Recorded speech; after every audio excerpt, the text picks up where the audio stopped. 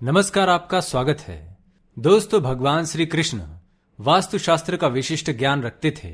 उन्होंने समय समय पर धर्मराज युधिष्ठिर को वास्तुशास्त्र का ज्ञान दिया है। यह ज्ञान समस्त मानव जाति के लिए अत्यंत महत्वपूर्ण और कल्याणकारी है। श्री कृष्ण ने ऐसे 5 पेड़ पौधों के बारे में बताया है जिनका घर की सीमा में होना दुख और दरिद्रता लेकर आता है।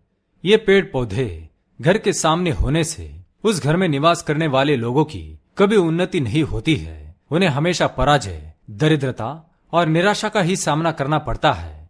वास्तुशास्त्र के अनुसार पेड़ और पौधे हमारे घर की सुंदरता को बढ़ाते अवश्य है, साथ ही ये वातावरण को शुद्ध रखते हैं।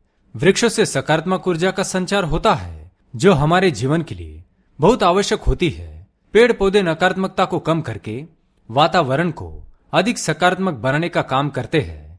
घर के सामने शुभ पेड़ पौधे लगाने से घर में सुख समृद्धि आती है। साथ ही ये पेड़ पौधे कई प्रकार के वास्तु दोषों को नष्ट करने के काम भी आते हैं। घर के आंगन में खड़े वृक्ष देवताओं के समान हमारे घर की रक्षा करते हैं। इसलिए हमारे पुराणों और शास्त्रों में घर के समीप कुछ पेड़ पौधों का रोपण करने की सलाह दी गई है। आज हम जानेंगे हमारे घर की सीमा में कौन से वृक्ष तथा पौधे लगाने चाहिए और कौन से वृक्ष नहीं लगाने चाहिए। जैसे कुछ पेड़ों को शास्त्रों में शुभ माना गया है, उसी प्रकार से कुछ वृक्षों को शास्त्रों में अशुभ माना जाता है। इन वृक्षों का घर की सीमा में होना अशुभ और अमंगलकारी होता है। ये पेड़ पौधे घर के सामने होने से दुख तथा दरिद्रता का सामना करना पड़ता है। इन वृक्षों के सानिध्य में रहने पर धन का नाश होता है, शत्रुओं की वृद्धि होती है, घर में रोग और बीमारियां बढ़ती है, मनुष्य अपना मान सम्मान तक खो देता है। इसलिए यदि आपने भी जाने अनजाने में अपने घर के आंगन में अथवा घर के अंदर ऐसे वृक्ष तथा पौधे लगाए हैं तो बिना देरी किए उन्हें तुरंत हटा देना चाहिए। तो चलिए जान लेते हैं भगवान श्री कृष्ण के अनुसार भवन के पास कौन से पेड़ पौधे होने चाहिए और कौन से नहीं। सबसे पहली बात दोस्तों, घर के मुख्य द्वार को हमेशा ही लताओं से और फूलों से तथा पौधों से सजा कर रखना चाहिए। मुख्य द्वार जितना सुंदर और सुशोभित होगा, घर में उतनी ही अधिक सुख शांति बनी रहेगी। किंतु ध्यान रहे, घर के मुख्य द्वार पर किसी भी पेड़ की छाया नहीं पड़नी चाहिए। इससे छाया वेद का निर्माण होता है और परिवार में समस्याएं उत्पन्न होने लगती है। दूसरी बात, भवन के आग्नेय कोण में और नैऋत्य कोण में किसी भी प्रकार के वृक्षों को लगाना शुभ माना नहीं जाता है। ये वृक्ष जल्दी ही सूख जाते हैं और अशुभ परिणाम प्राप्त होते हैं। तीसरी बात, घर की उत्तर दिशा में पाम और कनक चंपा का पौधा लगाया जाए तो इससे धन में वृद्धि होती है, ऐसा भगवान श्री कृष्ण ने बताया है। पद्म पुराण के अनुसार यदि घर का मुखिया व्यापार करता है तो उसे घर की सीमा में नीम और बेल के पेड़ का रोपण करना चाहिए तथा उसका पालन पोषण करना चाहिए। इससे उनके व्यापार में अधिक लाभ प्राप्त होता है। पांचवी बात, भवन के परिसर में कहीं भी ऊपर की तरफ जाने वाली लता बहुत ही शुभ परिणाम देती है, लेकिन अगर कोई लता छत से नीचे की तरफ आती है तो अधोगति होती है और दुख भोगने पड़ते हैं। यदि इस स्थान पर कोई मनी प्लांट लगा हुआ हो तो और भी अधिक शुभ फल प्राप्त होते हैं। छठी बात, केले का पेड़ भवन के लिए बहुत ही शुभ माना जाता है, लेकिन इसे घर के पीछे लगाना चाहिए। यदि इसे घर के सामने लगाना हो तो तुलसी के पौधे के पास लगा सकते हैं। तुलसी के पास केले का पेड़ हो तो धन संपत्ति में अकस्मात ही वृद्धि होती है, क्योंकि केले के पेड़ में भगवान विष्णु निवास करते हैं और तुलसी में माता लक्ष्मी का वास माना जाता है। आइए अब जानते हैं कौन से पेड़ पौधे घर में लगाना अशुभ माना जाता है। सबसे पहले बात कर लेते हैं कांटेदार पौधों की। दोस्तों, आपको घर में कभी भी कांटेदार पौधे नहीं लगाने चाहिए, क्योंकि कांटेदार पौधे हमारे वास्तु को तो प्रभावित करते हैं, साथ ही इस तरह के पौधे घर के छोटे बच्चों को नुकसान भी पहुंचा सकते हैं। इसलिए घर में कांटेदार पौधे लगाने से हमेशा बचें, क्योंकि इनके कांटे नकारात्मक ऊर्जा उत्पन्न करते हैं। लेकिन फिर भी गुलाब जैसे कांटेदार पौधे लगाए जा सकते हैं, परंतु गुलाब के पौधे को घर की छत पर रखना चाहिए, तो ही इसके शुभ फल प्राप्त होते हैं। इसी के साथ अगर धार्मिक दृष्टि से देखा जाए तो भी कांटेदार पौधे घर में लगाने से परिवार में अशांति, लड़ाई झगड़े और क्लेश का वातावरण निर्माण होता है। और इतना ही नहीं, इससे घर में नकारात्मक ऊर्जा भी बढ़ने लगती है। दूसरे तरह के हैं दूध वाले पौधे। जी हाँ, अपने घर में कभी भी आपको ऐसे पौधे नहीं लगाने चाहिए जिनको काटने या तोड़ने पर दूध निकलता हो। क्योंकि इन पौधों में से जो दूध निकलता है वह हमारे स्वास्थ्य के लिए ठीक माना नहीं जाता। अगर गलती से कोई बच्चा या बड़ा इन पौधों के दूध का सेवन कर ले तो यह हमारे शरीर के अंदर विष निर्माण कर सकता है।